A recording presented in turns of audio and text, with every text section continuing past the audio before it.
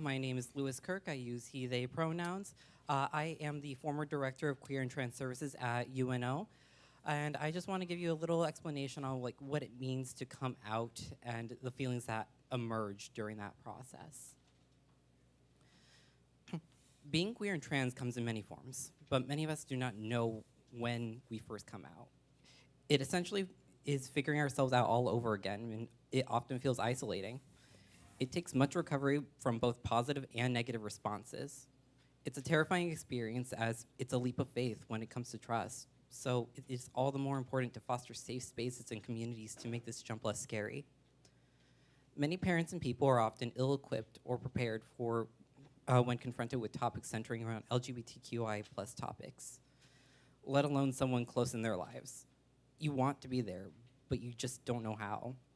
Without that knowledge or preparation, you may do harm while this person is in such a vulnerable state.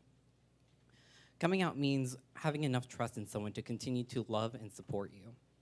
But knowing how to support is where many people fall short, damaging the relationship and your loved one's mental health. Queer youth are 4 times more likely to attempt suicide compared to their heterosexual counterparts, and trans youth are 8 times more likely compared to cisgendered individuals, according to the Trevor Project. In my experience, after coming out to my family, I struggled because they didn't know what to do and they were scared. I was the only queer person in my family at that time. I didn't have a family member who could help me navigate my identity, and I came out well before any of my friends did.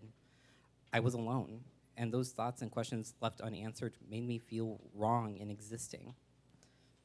I was only 16 years old when I first attempted suicide.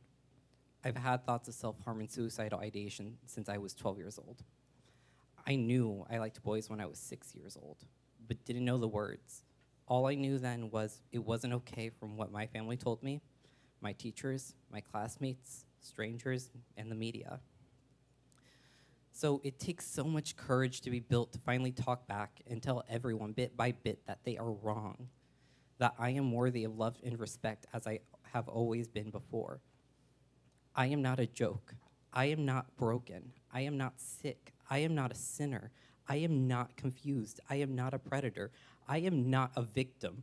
I am still me. This moment is often of the make or break of any relationship. Too often, people fixate on the sex part of sexuality and throw out every other part of a person's existence, twisting the conversation to be so invasive and insulting. I've been asked on multiple occasions out of the blue in public, even by supportive people, how does it work with 2 guys? Or who is the man or the woman in the relationship?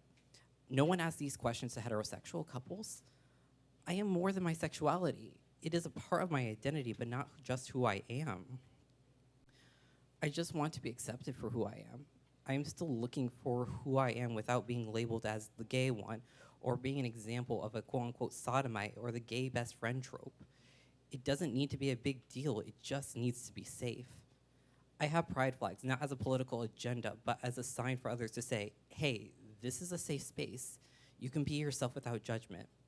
Know your local resources. If you don't know how to talk about queer issues, if you so happen to be in that situation where someone comes out, let them know that you'll be there and you're happy to learn. If you know a queer person, genuinely ask them non-invasive questions and let them know why you're asking.